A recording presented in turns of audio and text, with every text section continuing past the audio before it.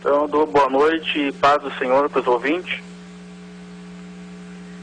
E, como eu falei, hoje nós vamos abordar um tema muito importante, conhecido da igreja, que é sobre a vinda de Jesus, sobre a grande tribulação. E o que se tem ensinado muito e pregado, eu também aprendi assim, em muitos ministérios é ensinado que os cristãos não vão passar pela grande tribulação. Que antes da grande tribulação acontecer, né, antes do anticristo se manifestar, a igreja já vai ter sumido da terra. Isso é muito cômodo, né, pensar assim, é muito agradável, né, pensar que não vamos passar por nada, né, vamos fugir de tudo. Mas, né, eu gostaria que isso fosse verdade, mas não é isso que a palavra fala. Nós vamos ver aqui hoje algumas passagens, né, que fala bem sobre isso. Algumas poucas aqui eu vou citar o que o irmão Marião citou, mas vou falar um pouquinho mais sobre elas também. E vamos começar pelo sermão de Mateus 24, onde o Senhor Jesus ele fala muito sobre a grande tribulação e sobre a vinda dele. Então aqui nós vamos estar falando, né, atestando pela palavra que o crente vai passar pela grande tribulação. Então Mateus capítulo 24, a partir do versículo 11. E aqui é longo o sermão, eu vou ler a partir do 11, mas aqui ele fala sobre a grande tribulação. Versículo 11 diz assim: Então numerosos falsos profetas surgirão e enganarão a muitos, e por causa da multiplicação da maldade ou da iniquidade, o amor da maioria das pessoas se esfriará, ou o amor de muitos se esfriará. Aquele, porém, que continuar firme até o final, será salvo. Preste atenção aqui que Jesus está dizendo aquele que perseverar firme até o final. E todo o contexto aqui da grande tribulação, os cristãos estão contidos nela. Nesse contexto de Mateus 24 e Marcos 13, os cristãos eles estão dentro da grande tribulação. E o verso 14: Este evangelho do reino será pregado em todo mundo habitado, como testemunho a todas as nações, e então chegará o fim. Verso 21: Porquanto haverá nessa época grande tribulação, como jamais aconteceu desde o início do mundo, até agora, nem nunca mais haverá. E se aqueles dias não tivessem sido abreviados, nenhuma carne se salvaria. Que dias? Ele está falando aqui os dias da grande tribulação, o dia que vai estar acontecendo, no meio da grande tribulação. E se aqueles dias não fossem sido abreviados, nenhuma carne se salvaria.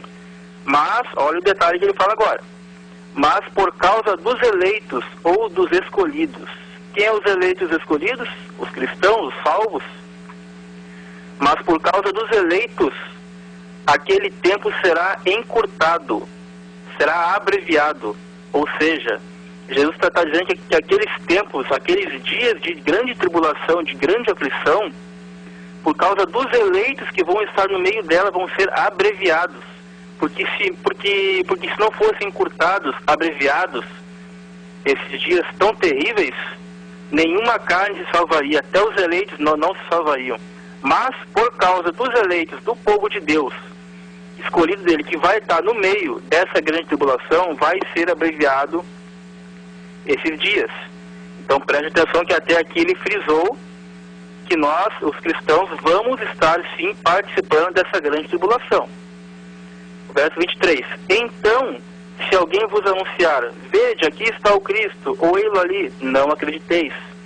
Verso 24: Pois se levantarão falsos cristos e falsos profetas, e apresentarão tão grandes milagres e sinais e prodígios, para que, se possível, enganariam até mesmo os escolhidos. E detalhe, ele fala, até se fosse possível enganar os escolhidos. Ou seja, não é possível enganar os escolhidos de Deus. Mesmo os falsos profetas, mesmo com as suas mentiras, com os seus grandes sinais, mesmo se transfigurando em anjos de luz, Jesus disse que se possível fosse, mas não é possível enganar aquele que é escolhido de Deus, aquele que tem o Espírito Santo. O Espírito do Santo habitando dentro dele, ele vai convencer ele da verdade, vai alertar ele, vai levar ele para o caminho. Então não é possível enganar os escolhidos. Verso 25. Vede que eu o preanunciei a vós. Olha, ele está dizendo, ó, eu estou deixando vocês de sobreaviso. Eu já estou avisando vocês que tudo isso vai acontecer. Ou seja, essa mensagem é para os cristãos, não é para ímpio. Ou seja, ele está alertando os cristãos que isso tudo vai acontecer e que nós vamos permanecer no meio disso tudo. Verso 26. Portanto, se vos disserem, eis que ele está no deserto, não saiais, ou ainda, ele está ali mesmo, não nos cômodos de uma casa, não acrediteis. Verso 27. Pois da mesma maneira como o relâmpago parte do Oriente e brilha até o Ocidente, assim também será a vinda do Filho do Homem. Olha só o que ele atesta aqui. Muitos dizem, né, essas pregações que até parecem meio fantasiosas, né, que dizem que quando Jesus vier que o arrebatamento vai ser invisível, que ninguém vai ouvir nada, ninguém vai perceber nada, né, é invisível, não vai ter som nenhum, que só os crentes vão ouvir a trombeta e que todo mundo vai desaparecer do nada, não vai ter barulho nenhum, não vai ter sinal nenhum. Mas preste atenção no verso 27, o que ele diz? Pois da mesma maneira como o relâmpago parte do Oriente e brilha até o Ocidente, assim também se dará a vinda do Filho do Homem. E onde houver um cadáver, aí se juntarão os abutres. Verso 29. E olha agora, imediatamente após o tormento daqueles dias, ou seja, ele está falando que imediatamente após o final da grande tribulação, a aflição daqueles dias, o sol escurecerá, a lua não dará a sua luz, e as estrelas do céu cairão, e os poderes do céu serão abalados ou estremecidos. Olha só quanta coisa vai acontecer no dia da vinda de Jesus. Olha só. Não tem nada de secreto, não tem nada de sem barulho. Verso 30. Então surgirá no céu o sinal do Filho do Homem, e todos os povos da terra se lamentarão e verão o Filho do Homem chegando nas nuvens do céu com grande poder e glória. E ele enviará os seus anjos. Olha só esse verso 31 agora. No final da grande tribulação, com os crentes inseridos nela, não fora, e nem arrebatamento antes disso. Ele enviará os seus anjos com poderoso som de trombeta, e estes anjos reunirão os seus eleitos dos quatro ventos de uma a outra extremidade dos céus. Isso é o arrebatamento. Isso é a reunião dos santos. Então aqui fala do arrebatamento. No final da grande tribulação, Jesus volta e ele enviará os seus anjos para reunir os seus eleitos. Desde a extremidade dos ventos, dos quatro ventos, de uma a outra extremidade do céu. Portanto, aprendei com a palavra da figueira. Quando, pois, seus ramos se renovam e as suas folhas começam a brotar, sabei que está próximo o verão. Da mesma forma, vós, quando virdes todos esses acontecimentos, olha, está alertando, ó. Quando vocês verem todos esses acontecimentos, grande tribulação, tormento, tudo isso. E muitos dizem que nós não vamos ver nada disso. Não vamos passar por grande tribulação, perseguição do anticristo, não vamos passar por nada. Mas Jesus está dizendo ao contrário disso. Ó, da mesma forma, quando vocês virem todos esses acontecimentos, sabei que ele está muito próximo às portas. E eu quero ver um verso agora em Apocalipse que concorda com isso aqui que o Senhor Jesus falou. Apocalipse capítulo 6, a partir do verso 12. Diz assim: vi quando ele abriu o sexto selo, então aconteceu um enorme terremoto. O sol ficou escurecido. Preste atenção nesse detalhe do sol.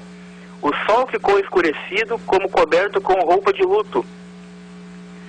E toda a lua se tornou como sangue, vermelha, como se estivesse sanguenta. Lembra quando foi lido lá em Mateus 24, quando ele disse, quando ele viesse, o sol não dará a sua claridade, a lua não brilhará? O sol ficou escurecido como saco de silício ou roupa de luto, e toda a lua se tornou vermelha como sangue.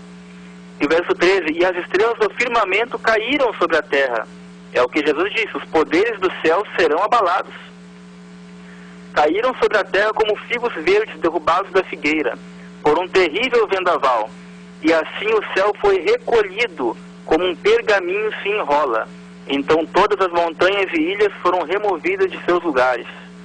E assim o céu foi recolhido como um pergaminho, quando se enrola. Está tudo concordando com as palavras do Senhor Jesus, quando ele disse que os poderes do céu serão abalados e as estrelas cairão.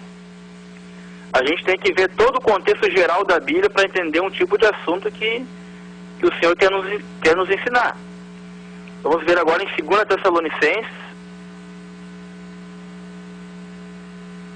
2 Tessalonicenses, capítulo 2. É uma passagem muito importante também que o irmão Mairion falou, mas eu quero reforçar uma coisinha aqui. Para provar que os cristãos vão estar durante a grande tribulação e vão ver o anticristo. 2 Tessalonicenses, capítulo 2, verso 1.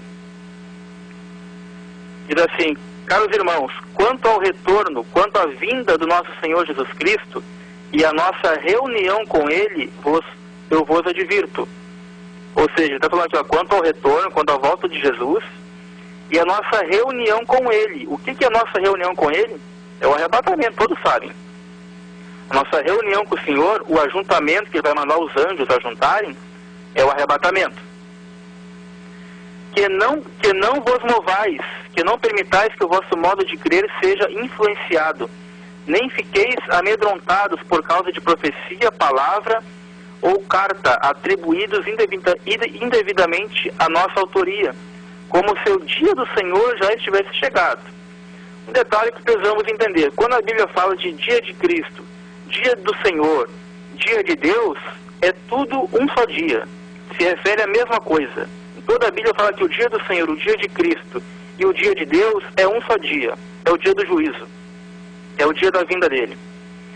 Ó, e ele está alertando, ó, não vos movais o vosso modo de pensar, quer por profecia, por palavra, como carta enviada de nós, como se o dia do Senhor já estivesse chegado. Não vos deixe enganar, verso 3 agora, não vos deixe enganar de forma alguma por ninguém. Porquanto antes daquele dia, que dia? O dia do arrebatamento, da nossa reunião com Ele, virá a apostasia, isso já existe hoje, abandono da fé, pessoas se esfriando. E então será revelado o homem da iniquidade, o filho da perdição. Olha só, o anticristo, irmãos. Ele está falando do anticristo, aquele que se levanta contra tudo que é Deus. Ele está falando aqui no verso 3, antes daquele dia, que como ali no verso 1. Quanto à nossa reunião com Ele, não permita que ninguém vos engane, porque isso não acontecerá sem que antes venha a apostasia e seja revelado o filho da perdição. Então, antes da vinda de Jesus e do arrebatamento, tem que se manifestar o anticristo, sim. Está escrito na palavra. O verso 4. É aquele que se opõe e se exalta acima de tudo que se chama Deus ou é objeto de adoração, a ponto de se assentar no santuário de Deus, apresentando-se como Deus. Não vos lembrais de que eu costumava compartilhar convosco acerca desses acontecimentos? No entanto, vós sabeis o que está detendo nesse momento. Vós sabeis o que o detém, o anticristo, de se manifestar, para que ele seja manifestado no seu devido tempo. Na realidade, o mistério da iniquidade já está em ação, restando tão somente que seja afastado aquele que agora o detém. No versos 6 e 7, muitos dizem que para o anticristo se manifestar, a igreja tem que subir da terra. O Espírito Santo tem que se retirar da terra. Né?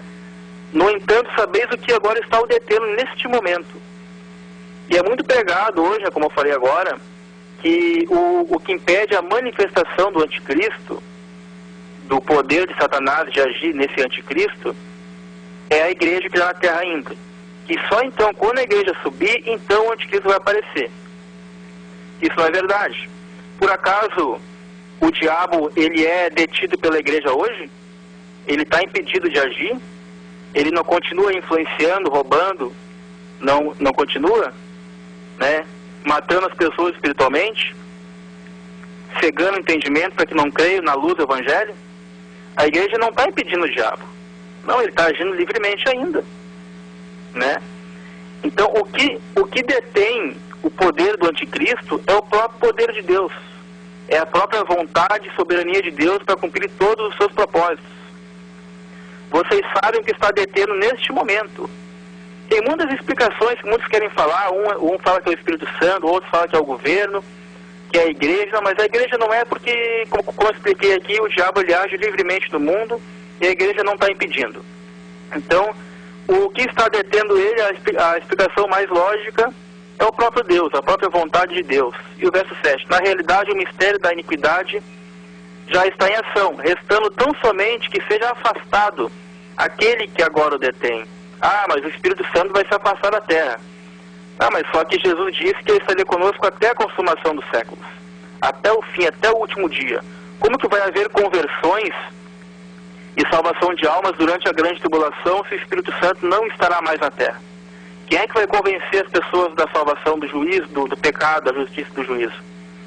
Então, esse que tem que ser tirado do meio para que ele se manifeste é a própria vontade de Deus, é o próprio decreto de Deus. Não quer dizer que seja a igreja. Então, vamos ver agora 2 Tessalonicenses também, no capítulo 1. 2 Tessalonicenses, capítulo 1, do 3 ao 10. Caros irmãos, sentimos-nos nos deveres de continuar render graças a Deus por vós. Aliás, como é justo, porquanto vossa fé tem crescido muito, e o amor de cada um de vós transborda de uns para com os outros. Por essa razão, nos gloriamos em vós perante as igrejas de Deus, devido à perseverança e fé demonstrada por vós em todas as perseguições e nas aflições que estáis suportando. Elas são provas evidentes do justo julgamento de Deus, a fim de que sejais considerados dignos do reino de Deus, pelo qual sofreis. De fato é justo diante de Deus, verso 6, de fato é justo diante de Deus que ele retribua com aflições os que vos causam tribulações. E quanto a vós, que sois atribulados, vos dê pleno alívio, bem como a nós, assim que o Senhor Jesus se revelar do céu com seus anjos poderosos. Em meio às chamas flamejantes, ele punirá os que não conhecem a Deus e os que não são submissos ao Evangelho de nosso Senhor Jesus. Eles sofrerão a pena de destruição eterna, a separação permanente da presença do Senhor e da majestade do seu poder. Esse evento se dará no dia em que ele vier, ou seja, qual evento? O dia que ele falou aqui que ele vai vir trazer alívio para aqueles que estão esperando para a salvação, e ao mesmo tempo, no mesmo dia que ele trazia alívio, condenação e juízo para aqueles que não creram. Verso 10. Esse evento se dará no dia em que ele vier para ser glorificado nos seus santos e exaltado em todos os que tiverem crido, inclusive em vós que crestes em nosso testemunho. Então aqui ele está deixando claro que no dia que ele vier, ao mesmo tempo ele vai trazer alívio e condenação. Não vai ter várias vindas, tem só mais uma única vinda do Senhor. E eu vou falar sobre isso mais adiante com alguns versos aqui. Então, vamos ver agora em 1 Tessalonicenses. Carta aos 1 Tessalonicenses, no capítulo 5. E no verso 1. Caros irmãos, em relação aos tempos e épocas, não é necessário que eu vos escreva, pois vós mesmos estáis bem informados de que o dia do Senhor virá como ladrão à noite.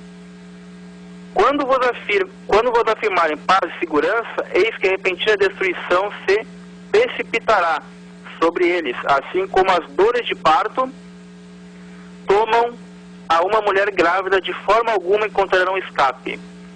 Voltando no verso 2 aqui, com mais calma. Pois vós mesmos estáis bem informados de que o dia do Senhor virá como ladrão.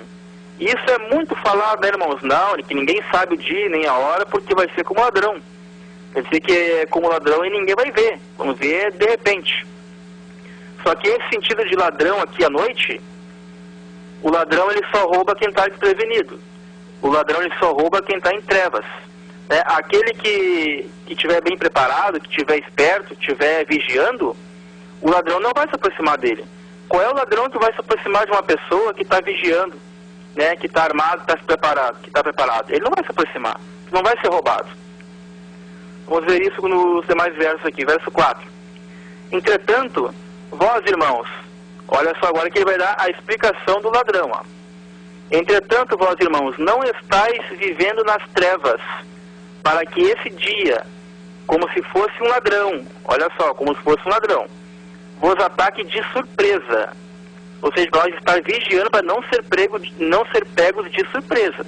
O ladrão ele só pega quem está em treva. Verso 4. Ó. Entretanto, vós, irmãos, vocês, irmãos, não estáis vivendo em trevas, não estejam dormindo, para que esse dia, como se fosse um ladrão, vos ataque de surpresa. Então o ladrão ele só pega quem está desprevenido. Esse dia vai surpreender só aqueles que estão dormindo na fé, que não estão levando a sério a palavra de Deus. Verso 5. Porquanto vós todos sois filhos da luz e filhos do dia, nós não somos da noite, muito menos das trevas. Assim, pois, não durmamos como os demais, mas estejamos alertas. Está vendo, irmão? Sejamos alertas, não dormindo, e sejamos sóbrios, para que esse dia do ladrão não nos roube, não nos pegue de surpresa. Pois os que dormem adormecem de noite, e os que se embriagam é de noite que se embebedam. Nós, no entanto, que somos do dia, sejamos sóbrios, revestimos da armadura da fé e do amor, tendo por capacete a esperança da salvação. Aqui ele está falando de Efésios 6, das armaduras de Deus. Temos que estar revestidos para estar preparados, armados, para o ladrão não nos pegar de desprevenido. E o verso 9. Porque Deus não nos designou para a ira. Ah, mas muitos se apegam nesse versículo, né, irmão? Não, irmão, mas Deus não nos designou para a ira, né? Essa ira aí não é para nós. Não, vamos passar pela grande tribulação. Porque Deus não nos designou para a ira, mas para sermos contemplados pela salvação por intermédio de nosso Senhor Jesus. Só tem um detalhe muito importante aqui, irmãos. Repetir o 9, porque Deus não nos designou para a ira. Só que aqui, irmãos, ele está falando da ira dele, da ira de Deus. Nós que somos salvos pelo sangue de Jesus, claro que nós não vamos passar pela ira de Deus. Nós não vamos sofrer a ira de Deus. E também citam muito Apocalipse 3:10, né, que o Senhor diz às igrejas, ele diz assim: porquanto guardaste a palavra da minha perseverança, eu também te guardarei da hora do dia da provação que há de vir sobre o mundo inteiro. Foi dito aqui o verso 9. A ira aqui significa a ira de Deus, não da ira do anticristo. Nós não vamos ser salvos, escapar da ira do anticristo. Porque senão, contra quem que o anticristo vai perseguir? Que povo que o anticristo, que é o próprio diabo, vai estar incorporado no diabo? E todo o povo do anticristo. Qual é o povo que o anticristo vai perseguir, se a igreja não estiver na terra ainda? Quem são os santos que ele vai perseguir? Então para ele não vai ter graça se não tiver nenhum povo de Deus aqui na terra para ele perseguir. E Apocalipse 3:10, como o Senhor fala que vai guardar da hora, ele vai nos proteger durante toda a grande tribulação. Quando houve o dilúvio, Deus não precisou tirar Noé do mundo para despejar o dilúvio. Noé e essa família. Deus não precisou arrebatar ele para os céus para destruir o mundo. Não. Deus ele guardou ele dentro da arca durante toda a tribulação do dilúvio, toda a ventania. Noé estava guardado dentro da arca. E o que representa a arca hoje para nós? É o Senhor Jesus.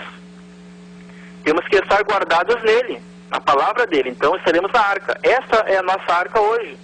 Entende?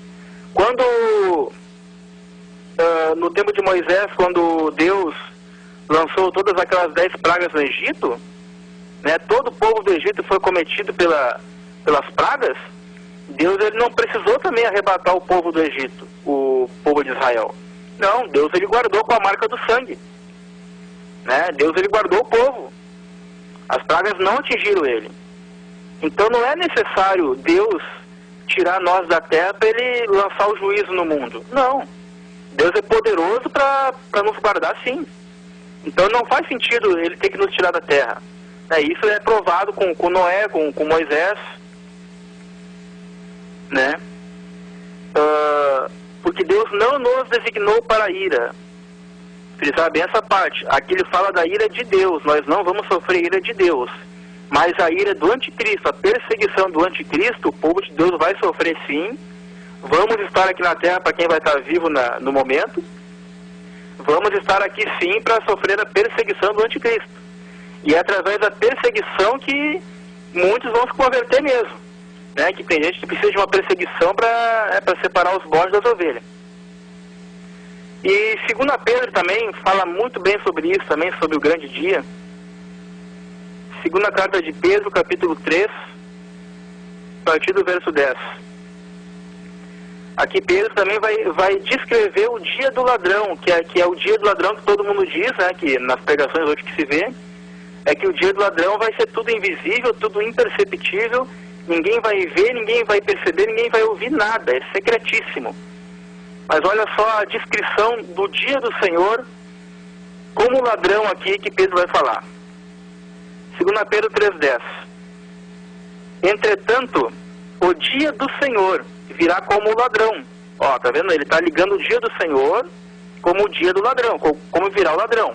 Então ele está ligando isso com aquilo que o Senhor falou que vai vir como ladrão, como Paulo escreveu também nas cartas que o dia do Senhor vai vir como ladrão. E Pedro aqui está encerrando também com o dia do ladrão, ó. O dia do Senhor virá como ladrão. E como é que vai ser esse dia do ladrão? Ó, no qual os céus desaparecerão ao som de um terrível estrondo. Puxa vida, mas vai ter um terrível estrondo, quer dizer que já não é mais secreto. E os elementos se desintegrarão pela ação do calor. Olha só quanta coisa vai acontecer. E isso tudo aqui está de acordo com as palavras do Senhor Jesus no sermão de Mateus 24, quando ele diz que os poderes do céu serão abalados. E os elementos se desintegrarão pela ação do calor. A terra e toda a obra que nela existe serão expostas ao fogo. Ora, se tudo que existe será assim aniquilado, que espécie de pessoas é necessário que sejais? E os irmãos têm que entender uma coisa. A carta de Pedro, como outras cartas, é para os cristãos, não é para ímpios. Ele está aqui nos alertando. Não tem sentido ele falar tudo isso aqui para ímpio, é para nós que está falando isso. Ora, se tudo o que existe será assim aniquilado, que espécie de pessoas é necessário que vós sejais? Para nós. Pessoas que vivem em santidade e piedade. Será que é os ímpios que vão viver em santidade e piedade? Ou é o povo de Deus? Então nós estamos sim inseridos no contexto e no período da grande tribulação. Não tem como escapar. Verso 12, aguardando, ó, de novo, ó, aguardando o dia do Senhor, esse dia, ó, e apressando a sua vinda. Naquele dia, que dia? O dia do Senhor, o dia da vinda, o dia do arrebatamento, como lemos lá em 2 Tessalonicenses 2, que é o dia da nossa reunião com Ele, né? Naquele dia, os céus se dissolverão pelo fogo, e todos os elementos ardendo se dissiparão com o calor. Todavia, confiados em sua promessa, esperamos novos céus e nova terra, onde habita a justiça. Verso 14. Por isso, amados, enquanto aguardais todos estes eventos, olha só o que ele falou aqui, irmãos. Enquanto vocês aguardam todos esses eventos, que eventos que nós lemos aqui, irmãos? O céu se dissolvendo como fogo, os elementos ardendo se disparão, grandes terremotos, grandes estrondos, o céu desaparecendo. Olha quanta coisa terrível que nós temos que aguardar acontecer. Vou repetir o verso 14. Por isso, amados, enquanto aguardais estes eventos, toda essa coisa que vai acontecer, esforçai-vos para que sejais encontrados por Ele, pelo Senhor, em plena paz, sem mácula e livres de culpas diante dEle. Olha só, irmãos, o alerta que ele está nos dando, ó. E vocês se esforcem, ó. Se esforcem para que nesse dia, né, fiquem firmes na fé, para que vocês sejam encontrados por Ele em paz e sem mácula. Então aqui está bem explicado como é que vai ser esse dia do ladrão, irmãos. Não vai ter nada de secreto, nada de sem barulho. Não, vai ter grandes estrondos, o céu vai estar se dissolvendo, os poderes do céu serão abalados. Vamos ver no livro de Hebreus agora, carta de Hebreus.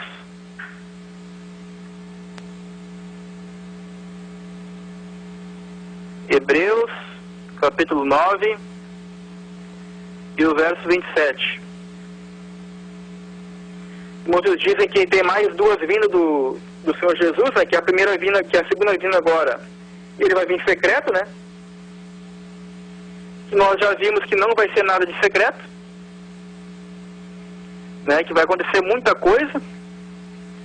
Dizem que vai ter duas vindas, né? Que vai ter uma secreta, nós já vimos que não vai ser, e depois teria uma outra vinda, uma terceira vinda, que ele viria com os santos, né, arrebatados, já depois de 7 anos, né, guardados lá no céu, que ele viria. Nós vamos ver essa passagem aqui. Hebreus 9, 27. Assim como aos homens está ordenado morrer uma só vez, vindo depois disso o juízo, o verso 28 agora. Assim também Cristo foi oferecido em sacrifício uma única vez, para tirar os pecados de muitas pessoas. E aparecerá segunda vez, sem pecado. Não para tirar o pecado, mas para brindar a salvação com os que o aguardam. Vou repetir, ó. Assim Cristo, oferecido em sacrifício uma única vez, para tirar os pecados de muitos, aparecerá segunda vez, sem pecado. Não para tirar o pecado, mas para dar salvação àqueles que o aguardam. Então a Bíblia é bem clara, dizendo que Cristo se ofereceu uma vez.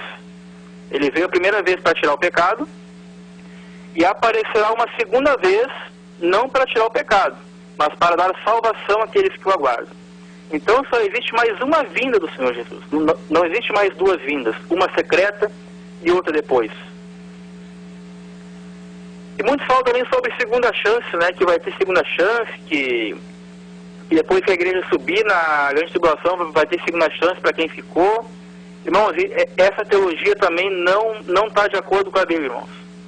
Vamos ver aqui em Mateus 25. Mateus capítulo 25 e verso 6. O Senhor dizendo assim, aqui ele está falando a parábola das 10 virgens. Eu vou ler a partir do verso 6.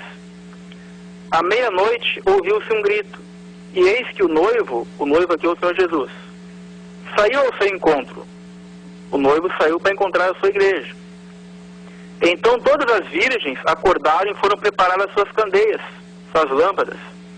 As insensatas recorreram às sábias. Dai-nos um pouco do vosso azeite, porque as nossas candeias estão se apagando. Porém as sábias, as prudentes, as virgens prudentes, responderam, não podemos, pois assim faltará tanto para nós quanto para vós outras. Ide, portanto, aos que vendem e comprai-o. Mas saindo elas para comprar, chegou o noivo. Chegou o Senhor. As virgens que estavam preparadas, os santos, né, com ele para o banquete de núpcias, e a porta foi fechada. Olha só, as virgens que estavam preparadas, ou seja, o povo que estava, né, firme na fé, entraram com o noivo para o banquete de núpcias, para as bodas do Cordeiro, né? Entraram, foram salvas, e a porta foi fechada. Mais tarde, todavia, chegaram as virgens imprudentes e clamaram, Senhor, Senhor, abre-nos a porta. E o verso 12, contudo, ele lhes respondeu, com certeza vos afirmo, não vos conheço. Então aqui é uma parábola para dizer que não tem segunda chance para aqueles que não se prepararam. Não há segunda chance. Para aqueles que se prepararam, quando chegar o noivo, vai ter salvação, vai entrar no reino. E aqui diz que foi fechada a porta. E as virgens nessas, clamando, sofrendo, pedindo socorro, abre-nos a porta. O próprio Senhor disse, não vos conheço. Então essa história de segunda chance é um perigo. É um perigo essa pregação. É um perigo falar que o crente não vai passar por grande tribulação, que não vai ver o anticristo, que não precisa se preparar, irmão, que vamos subir daqui, né? Vamos estar, né? Quando o mundo estiver pegando fogo, nós vamos estar bem longe daqui. Essa pregação é muito boa de ouvir, né? Agrada os ouvidos, mas infelizmente é perigosa, porque fazendo isso, o povo não vai estar se preparando para esse grande dia, para esse tempo. Não vai estar firme na fé, porque daí quando isso acontecer, quando o anticristo aparecer e começar a perseguição, né? Muitos que acreditam nessa pregação que a igreja vai subir antes, que não vamos ver nada, que não vamos sofrer, né? Vai perguntar para os seus pastores, mas a gente aprendeu sempre que a gente não ia passar por isso, e agora? Ou seja, vão se escandalizar, né? Vão sofrer e podem cair da fé, e podem perder a salvação. Então nós temos que estar preparados sim, pela Bíblia nós temos que estar preparados sim para esse grande dia. E muitos falam também, não, mas é que durante a grande tribulação, depois que a igreja subir, aí eles vão ter que dar a sua cabeça para ser salvo, né? Que vão ter que dar o próprio sangue, né? Que eles vão ter que preferir morrer do que negar o Senhor Jesus. E daí vão pagar com a sua vida, vão dar a sua cabeça. Mas isso aí é uma grande heresia, irmãos. Por quê? Porque agora o método de salvação não vai ser mais o testemunho do Evangelho, não vai ser mais a palavra do Senhor Jesus, não vai ser mais o sacrifício do Senhor, o sangue dele, não. Agora eu posso pagar com a minha vida agora. Quer dizer que eu dando a minha cabeça, né, eu tenho direito de entrar no céu. Quer dizer que eu não preciso aceitar Jesus, quer dizer que eu não preciso me converter dos meus pecados, crer que Deus enviou o seu Filho para morrer por mim, não. Agora eu pagando com a minha vida, dando a minha cabeça, eu sou salvo. Não preciso mais de pregação, de evangelho, de sangue de Cristo, não. Isso é uma grande heresia, irmãos. Não existe salvação se não for pelo Filho de Deus, pelo sangue de Jesus. Mas uma passagem também que atesta isso é em Mateus capítulo 13.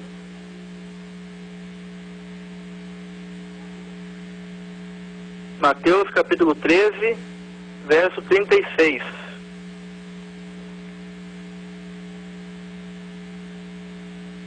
Aqui Jesus tinha falado a parábola do joio e agora os discípulos vão perguntar qual é o significado da parábola do joio.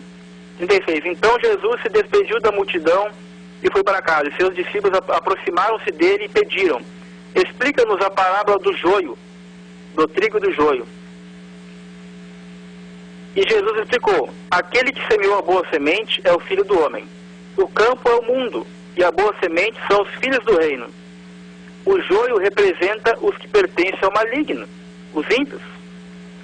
O inimigo que semeou o joio é o diabo.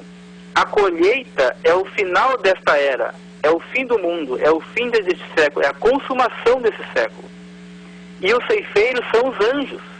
Da mesma maneira que o joio é colhido e jogado ao fogo, assim será no fim deste mundo. O Filho do Homem mandará os seus anjos, e eles ceifarão do seu reino tudo o que causa tropeço, e todos os que praticam o mal.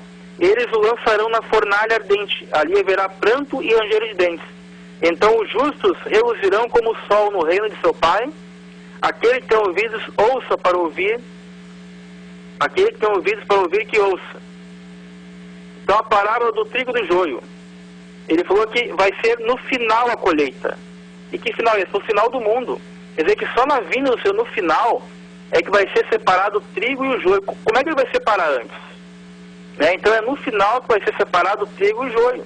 No final ele vai trazer salvação e alívio para o povo santo que creu em Cristo, né, e se guardou, e condenação para aqueles que não creram. Então é só no final. Uma outra passagem também é em João capítulo 5. João capítulo 5, verso 28.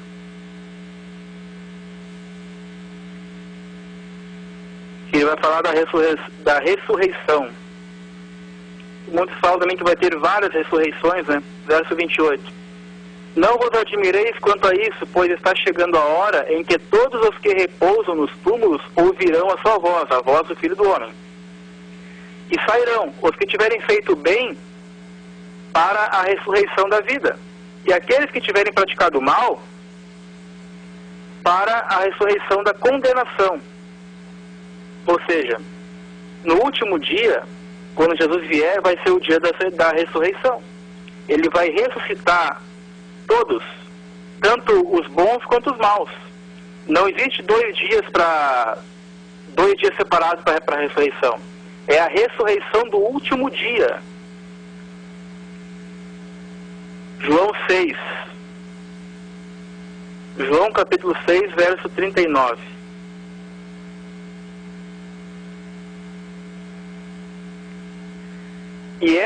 Jesus dizendo, e esta é a vontade do Pai, o qual me enviou, que eu não perca nenhum de todos os que ele me deu, mas que eu os ressuscite no último dia. Mais uma referência dizendo que a ressurreição é só no último dia.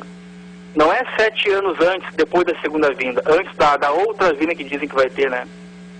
Não existe como ele ressuscitar um povo 7 anos antes, depois outro povo salvo 7 anos depois. Não. Senão ele vai fazer a acepção de pessoas, aí quer dizer que o primeiro povo que ele arrebatar na primeira remessa vão para as bodas do Cordeiro, e depois de 7 anos ele arrebata outro povo. Daí quer dizer que o segundo povo não vai participar do casamento, das bodas do Cordeiro? Não faz sentido. A ressurreição é no último dia para todos, tanto para bons quanto para maus. João capítulo 11, e verso 24. E Marta lhe disse, eu sei que ele vai ressuscitar na ressurreição no último dia. Esclareceu Jesus, eu sou a ressurreição e a vida. Aquele que crê em mim, mesmo que morra, viverá. E todo que vive e crê em mim, não morrerá eternamente. Crês tu nisto? Então até o povo judeu, toda a doutrina deles, eles sabem que a ressurreição é no último dia. Só existe uma ressurreição que é no último dia. Né? E quando a Bíblia fala, em Apocalipse capítulo 20, do verso 5 ao 6, que esta é a primeira ressurreição, ali está se referindo à primeira ressurreição espiritual. A nossa primeira ressurreição é espiritual, tanto que aqui a Bíblia fala que nós, né, ressuscitamos, porque estávamos mortos em nossos delitos e pecados. O nosso espírito estava morto e caído. Então, quando nos ouvimos a voz de Deus com a pregação, o nosso espírito é ressuscitado. Né? Temos vida de novo. Não podemos confundir a ressurreição espiritual com a física. Essa última ressurreição é para todos no final. Uma única ressurreição. E não é 7 anos antes e nem depois. É uma só no final de tudo. E 1 Coríntios, para encerrar,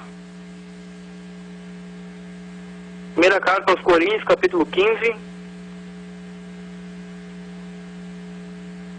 e verso 52. Diz assim, num momento, num abrir e fechar de olhos, ao som da última trombeta, porque a trombeta soará, e os mortos ressuscitarão incorruptíveis, e nós seremos transformados. Que última trombeta é essa que vai acontecer o arrebatamento? Vamos ver. Apocalipse, capítulo 10, e verso 7. Apocalipse 10, 7.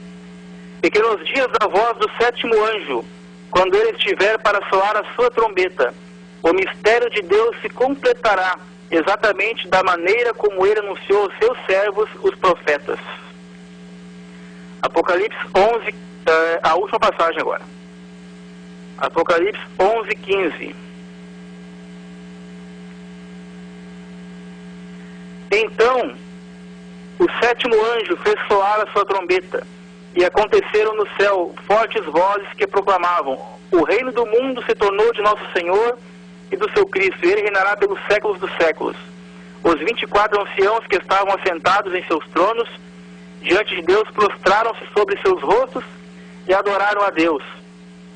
E declararam, graças te damos, ó Senhor Deus Todo-Poderoso, que és, que eras, porquanto assumiste o teu grande poder e começaste a reinar.